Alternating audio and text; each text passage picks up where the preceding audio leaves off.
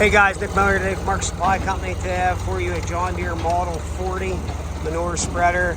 I've owned this probably close to 10 years and I've used it. I'm getting rid of some of my farm stuff that I am not using. The old thing works, it needs a floor in it. But as far as the pintle chain, you got beaters in the back, 540 PTO, everything you can see it there is working. It's all there, it's all complete. The frame is not rusted out. The cutoff works. Stop the beaters, kick them back in.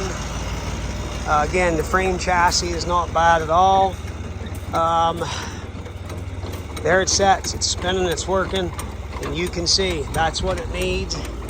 Gearbox was good.